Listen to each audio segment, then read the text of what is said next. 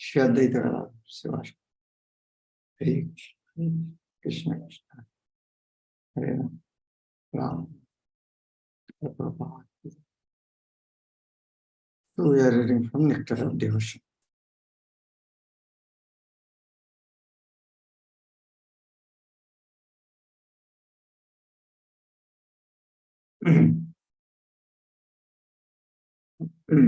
Yesterday we did up to one should not construct a big temple, so many disciples, not read so many books. So today, straightforwardness in ordinary dealings and equilibrium in loss and gain.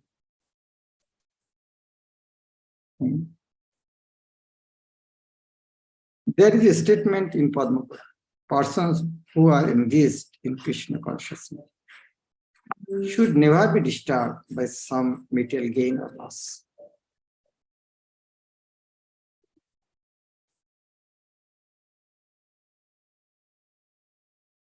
Even if there is some material loss, one should not be perturbed, but always think of Krishna within himself. The purpose is that every conditioned soul is always absorbed in thinking of materialistic activities. He has to fear himself from such thoughts and transfer himself completely to Krishna consciousness. As we have already explained, the basic principle of Krishna consciousness is to always think of Krishna. One should not be disturbed in material loss, but rather should concentrate his mind upon the lotus feet of love, of the Lord. It is very easy to say, but very difficult to practice. But again, it is not difficult. If we know, then it is easy. If we don't know, that is difficult. Maybe difficult, but we have to practice. A devotee should not be subjected to lamentation or illusion.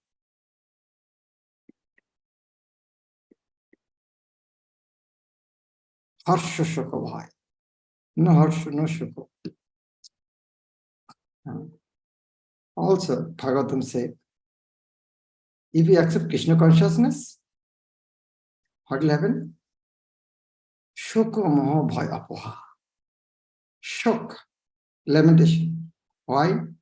For past thing. Moha, illusion, for present thing. Bhai, to think about future. So if we accept Krishna consciousness, Shoka moha bhaya, harsha shaka. So many places in scripture is mentioned that devotee means when you accept Krishna consciousness, he should be free from lamentation and anger, not be jubilant by gaining and not be morose with loss. There is the following statement in Padma Purana: within the heart of a person who is overpowered by lamentation or anger, there is no possibility of Krishna's being manifested. If somebody is overpowered by lamentation or anger, the Krishna, if comes, he will go away. And it is not my place to stay. There is no possibility of Krishna's being manifested.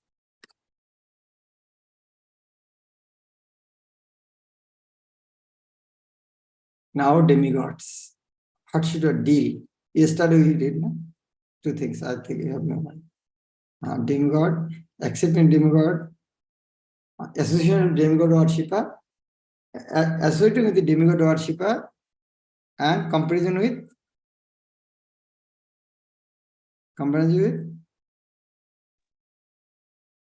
associating with snakes and ferocious animals. Here, that is devotee of demigod. Now, today's demigods. One should not neglect to offer due respect to the demigods. Why this question of disrespect? A devotee even respect in ant also. Why the question of disrespect? One may not be devotee of demigods, but that does not mean that he should be disrespectful to them. Okay. One Vaishnava may not be devotee of demigods, but why should be disrespectful? For example, a Vaishnava is not a devotee of Lord Shiva or Lord Brahma, but he is duty bound to offer all respects to such highly positioned demigods. Sometimes, in initial days of bhakti, we become so fanatic. Oh, no, we should not like that. Brahma, Shiva, how can we disrespect them? According to Vaishnava philosophy, one should offer respect even to an act. So then what is there to speak of such exalted persons as Lord Shiva or Lord Brahma? In the Padma Purana it is said, Krishna or Hari is the master of all demigods. And therefore, he is always worshipped. But this does not mean that one should not offer respect to the demigods. Padma Purana said that Krishna or Hari is the master of all the demigods. Therefore, he is always worshipped. If Krishna is always worshipped, it doesn't mean that we should disrespect other demigods. No. Next one, not giving pain to any living entity. In Sanskrit, it was udbeg. Udbeg means anxiety, don't give pain. Normally, what is our habit? Just imagine, when you are walking in the street, there is a bird, it's chirping, it's eating. You want to know, why? Why? When you're walking, one bird is taking, why you should disturb? How much cruel here? Huh? Is he taking your food? He's in the street. And when you're walking in the street, we are in childhood also. I mean, when we for school or somewhere, and in the tree there is a nice bird. We should take one. It's not something we show how my hand is straight. Is a place to show how your hand is straight? How much rascal? You never think that it is giving pain to him, that living entity. How sinful our life is. So one should not give any type of anxiety to others. This is the question. In the connection, you know, the pastimes. In Chaitanya Chaitanya, please read that. In Chaitanya Chaitanya, the Madhya Lila, when Mahaprabhu is instructing Sanatana Goswami, he mentioned the pastimes of one bad hunter. This hunter is getting pleasure, is to get pleasure by not only hunting, by keeping them half dead. By keeping them half dead when it in distress. By seeing that, the hunter used to get pleasure. Wow, how powerful hunter I am. I killed this type of powerful. He used to get that type of pleasure. How much fallen? Narada Muni told him, I beg one thing, just kill at a time. Don't give half dead. So the hunter said, what type of begging? Then Narada Muni explained to him, there is a nice story. Please read this in Chaitanya Chaitanya. By the mercy of Narada Muni, he became devotee. After some time, Narada Muni with Parvat Muni was crossing this forest. Immediately, remember, I have one disciple here in the forest. Let Let us meet him. And Narad Muni Parvat went, and this hunter was sweeping the road. Narad Muni asked, I am coming in your home after a long time. I am your guru. So without paying obeisances, why you are sweeping the road? He said, Gurudev, actually I was going to pay obeisances, but I saw so many ants. If I pay obeisance, they will die. So that first I clean them, then Narad Muni told Parvat Muni, see, this is the power of devotional service. This person used to get pleasure by killing half-dead animals. Now, during paying obeisance to his spiritual master, one ant will die, he is so cautious. Here, Krishna consciousness is so auspicious. Suvada. You can turn the heart of the hunter like this.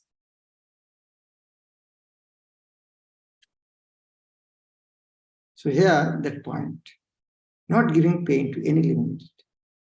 This is the statement in Mahabharata.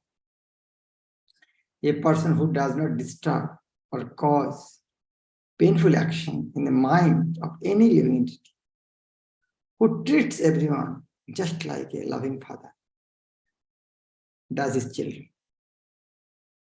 whose heart is so pure, certainly very soon becomes favorable by the Supreme Personal Godhead.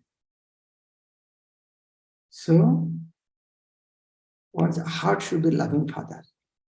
The way loving father takes care of children, the same way, if we bring affection to other living entities, Krishna will be very happy. In so-called civilized society, there is sometimes agitation against cruelty to animals. But at the same time, regular slaughterhouses are always maintained. Prabhupada mentioned so many times, just as so many times. You are talking about world peace, and in world peace, you are sitting in your round table and chewing the meat. So by giving pain to the animal, how you want to become peaceful?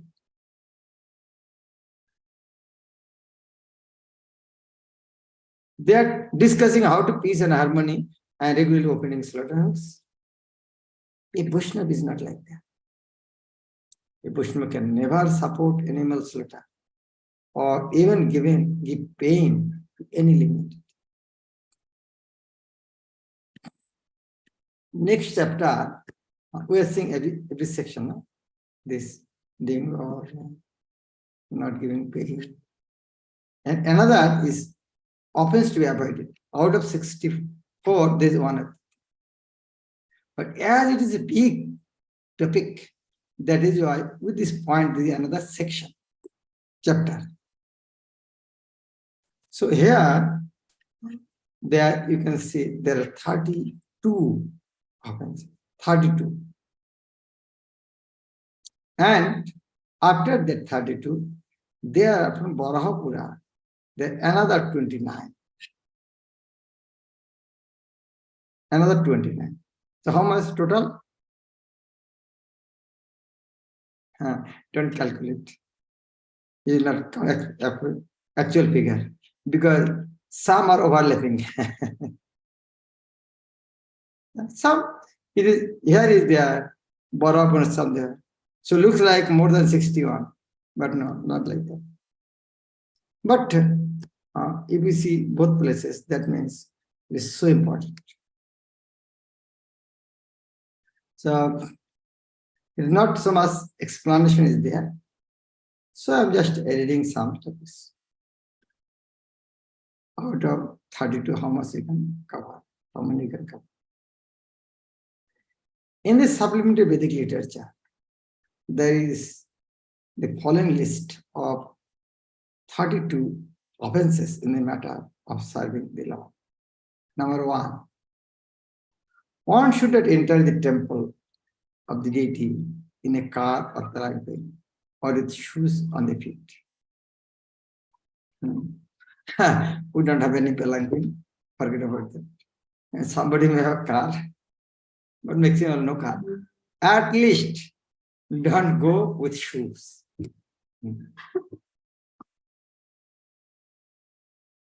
It's natural. In the previous days, if someone goes to the Jamindar king, how he approaches? How much with respect? So Lord is the king of the kings. So we should not enter the temple of palanquin or car or with shoes on the feet. Second, one should not fail to observe the various festivals for the pleasure of the Supreme Personal Godhead, such as Janmashtami and Dasrat. You don't become happy if someone celebrates your birthday.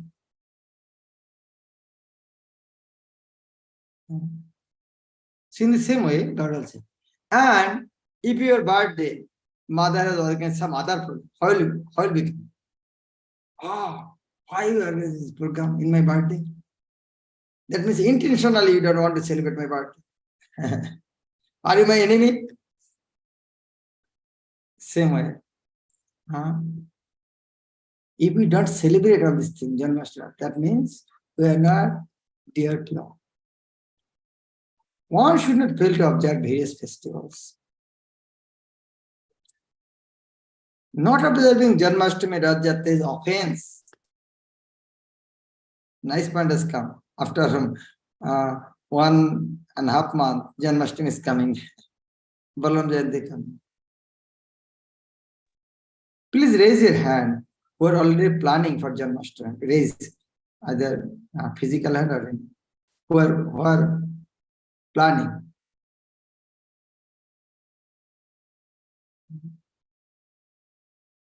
You don't plan for your birthday? Maybe 1 year before. Next year I will celebrate birthday there. Why Janmashtami we should not plan? That means we don't have any love for this. We should plan.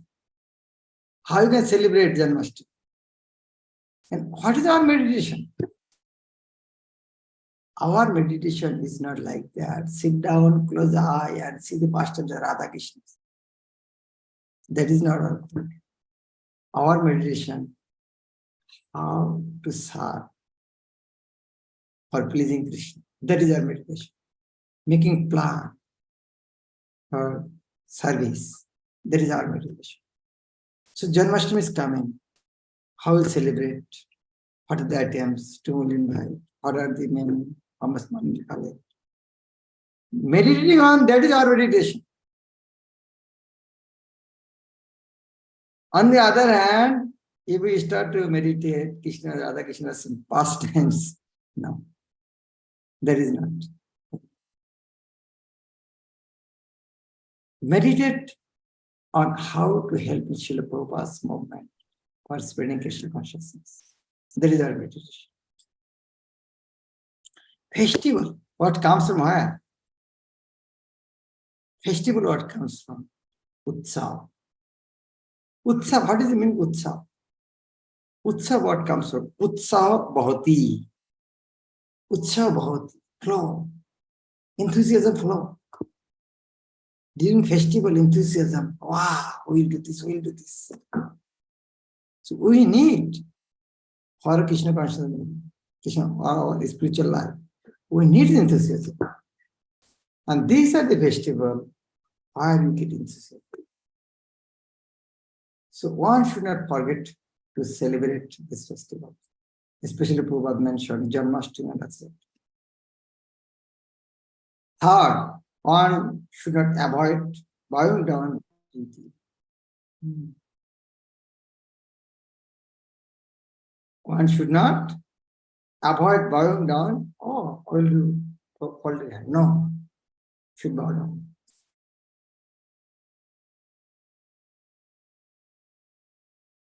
Number 4.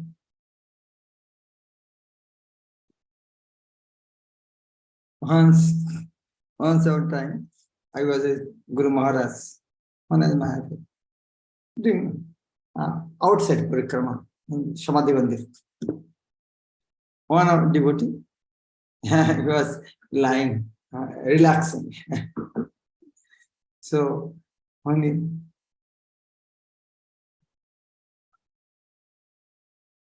he got to know the Guru Maharaj coming, just sit down.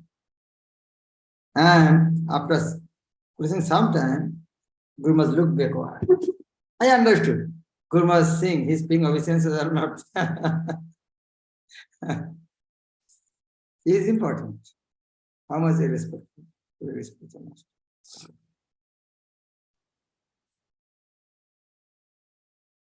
On the other hand, I have seen in Ujjain, once upon a time, one devotee, Guru Maharaj is very heavy with one devotee. Guru Maharaj said, tell him to go from here. He actually did. He great offense. Tell him to go from here. I don't want to see this. When you are in community hall, inside, with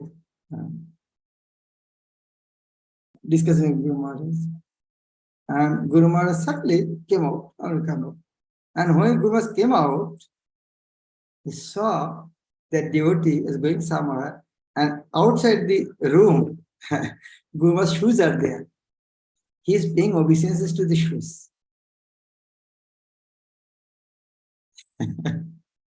Guru Maharaj was just coming out, he saw he is paying obeisance to the shoes.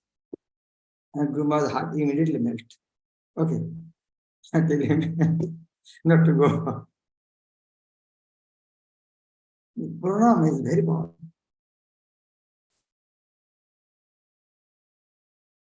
One should not enter the temple to worship the Lord without having washed one's hand and feet after eating.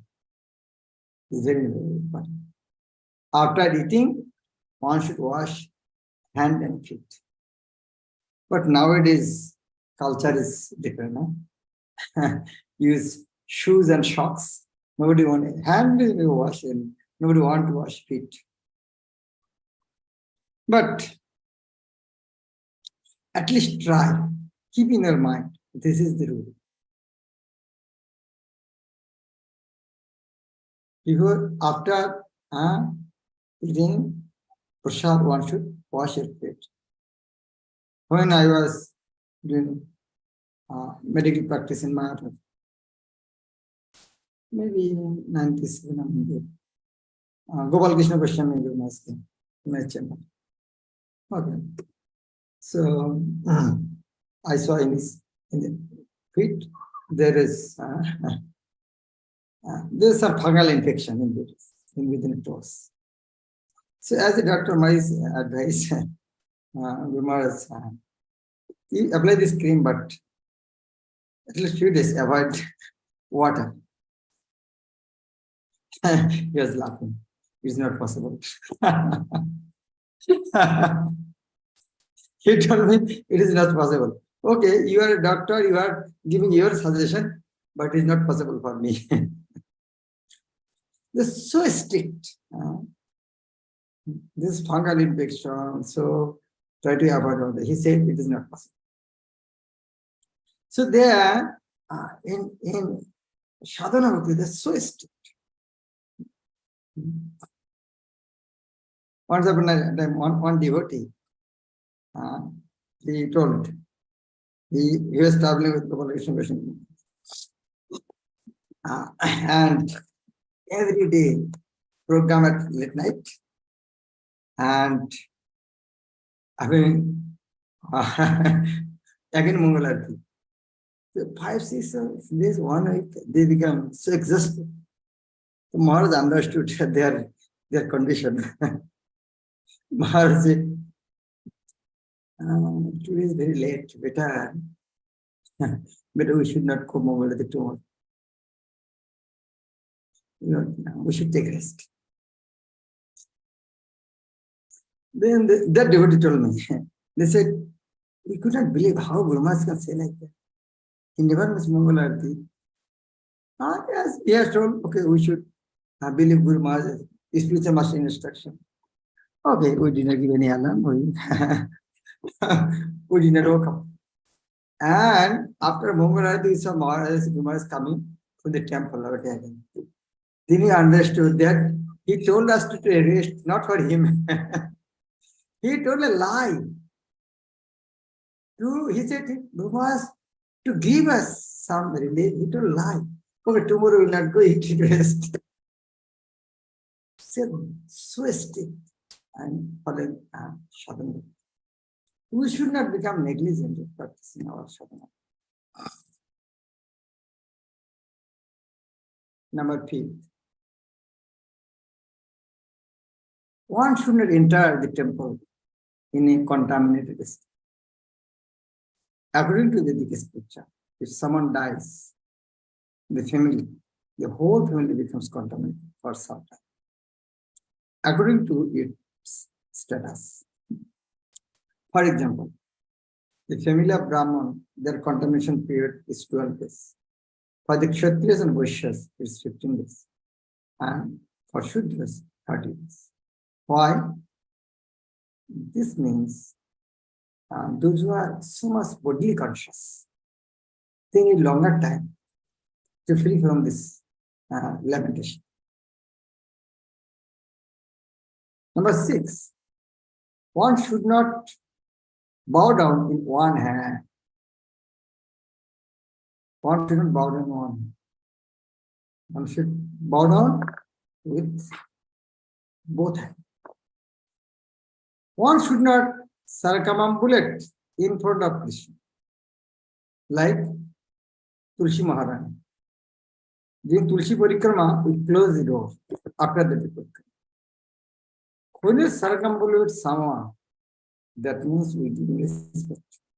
So we should not give more respect to anyone than Krishna. You can circumambulate, but not in front of Krishna. The process of circumambulating the temple is that one should be circumambulating from the deity's right hand side on the temple and compound. Such circumambulation should be performed outside the temple structure at least 3 times a day. Number 8, one should not spread his legs before the deity. Number 9, one should not sit before the deity, holding the ankles, elbow, or knees with one side. 10, one should not lie down before the deity of Krishna. I am so tired. No. One should not lie down before the deity of Krishna.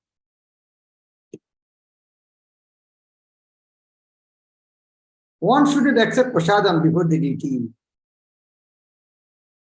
Number 12, one should never speak a lie before the deity. Wow.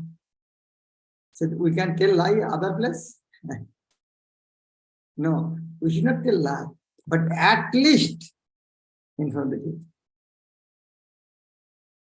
One should not talk very loudly before the deity. One should not talk loudly, never, especially not in front of the deity. 14, one should not talk with others before the deity. Just imagine, you are in court, judge is giving some verdict, and you are talking on mobile with someone. What will happen to you? So, one should not talk with others before the deity. Number 15, one should not cry or howl before the deity. Yes, one should not cry before the deity also. 16, one should not quarrel or fight before the duty. Other place we should fight now. Anyhow, but at least not in front of the duty.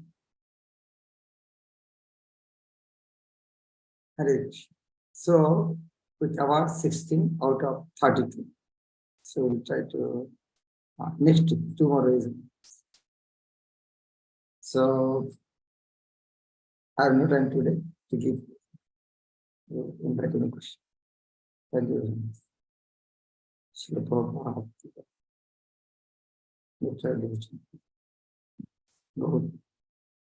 Hare Krishna Maharaj. Hare Krishna Maharaj. Dandavat.